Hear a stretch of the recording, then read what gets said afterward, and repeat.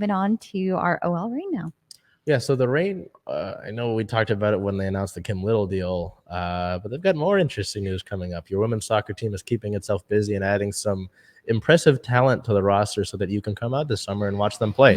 But their past game on the 18th, technically the second game of a doubleheader, because the Sounders played at noon against LA, and then the Reign played at 7 against Angel City, which is LA. So kind of a doubleheader, but not. We saw fireworks going on that side of things, and Liv and I got excited because she's like, "Oh my gosh, check the score! Something must have happened."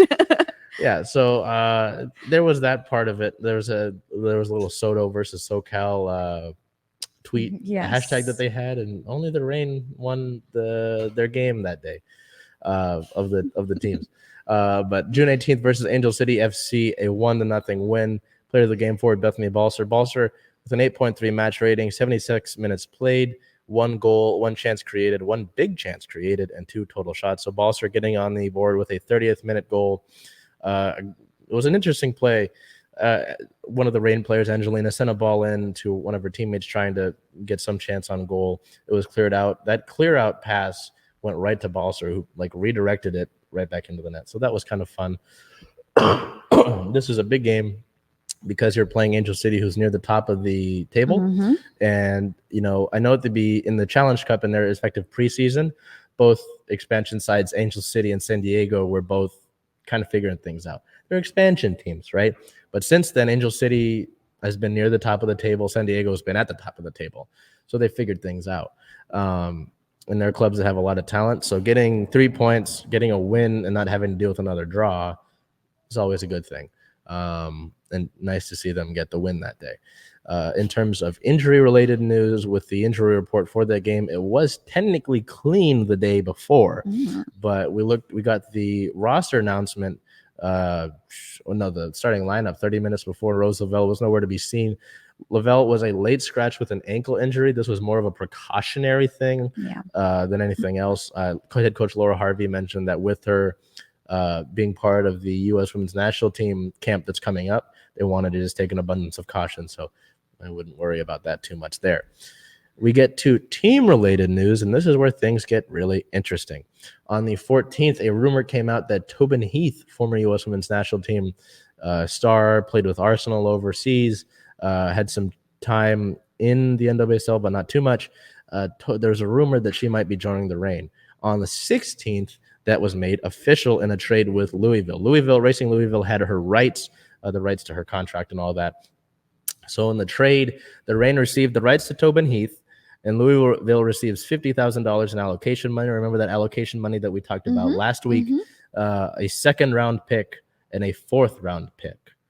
So at the end of the day, this is someone that I believe her contract is through this season, and then she's eligible for free agency next year. So I would say, if she turns out to, it's interesting because she's had some injuries. She dealt with Arsenal, but she's had incredible success prior to that. So it's like, what are we getting?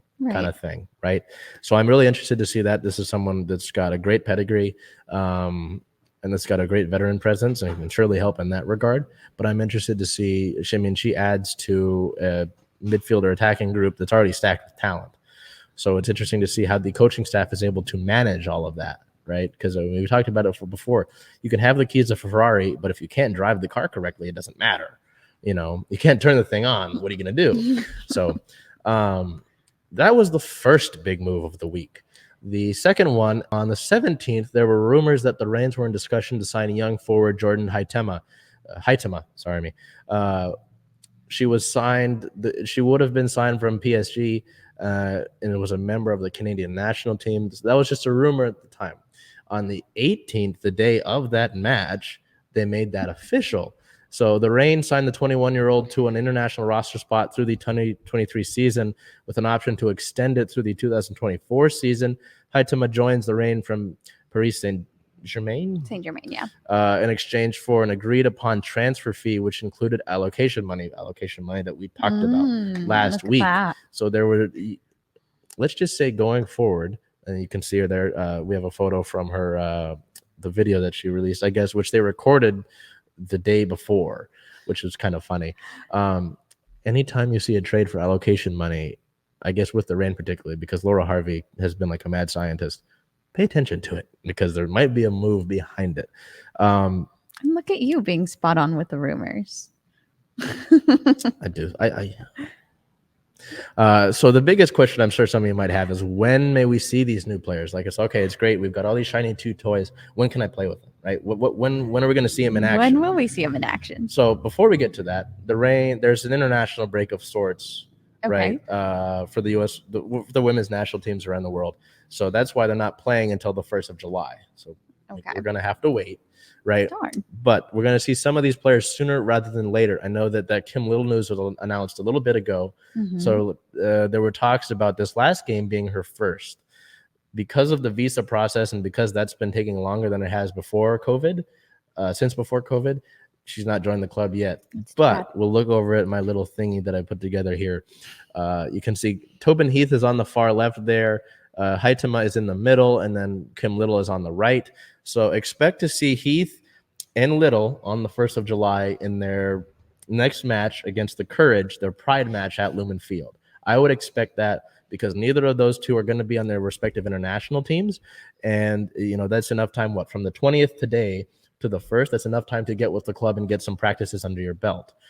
Huitema's a different case. Because she's with Team Canada, and because Team Canada is going to be playing in there's a CONCACAF sort of tournament. Does that delay her? Yes, that will delay her until I'd say late July, early August. I put early August as a precautionary sort of tale. So she'll be joining us later, but she's under contract through 2023 and with an option for 2024. Plus, hold on, let's go back to this photo, all right? How old would you guess that woman is? Before I said her age. You said her age? Yes. Oh, well, there you go. So I don't have to say anything. But just off the top of your head, just anything. Oh, I don't want to. No, I'm not going to guess a woman's She's 21. age. We're the same age. She went straight to play professional soccer from high school at the age of 18 in France. That's amazing. So you add another young attacker, young talented player to this roster. You add Huitema, Little, Heath to a roster that already had people know Rose Lavelle, Megan Rapinoe. Just Fishlock won the MVP last year. Bethany Balser was second in the league in goals last year and won the 2019 Rookie of the Year. There is a lot of talent on this team. And so I encourage you greatly to not only support the Reign, but to go out to their games at Lumen Field. They're at Lumen Field. They're not playing at Cheney Stadium no more. So you don't have to worry. Well, if you're from Tacoma, there's a thing on that.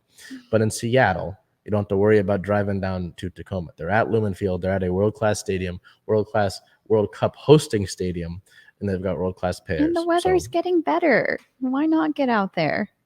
There's that. So quick thing before we look into the next game here.